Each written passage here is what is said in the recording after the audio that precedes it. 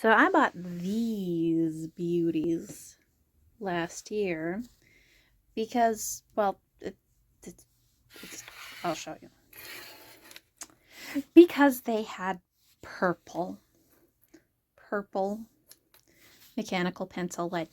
And I bought these ones first. And then I bought these ones. You only get 6 leads, and they're only 66 millimeters long. But they actually erase properly, which I was excited about.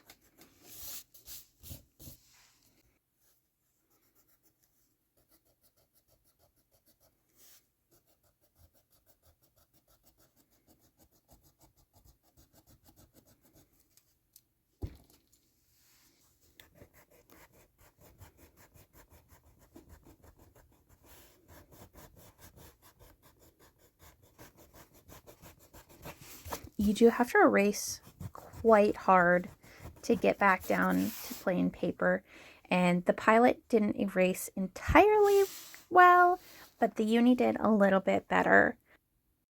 The Pilot is still $20 off Amazon, but the Uni has gone up to $50 and then down to $17, so just watch the price if you're going to buy it.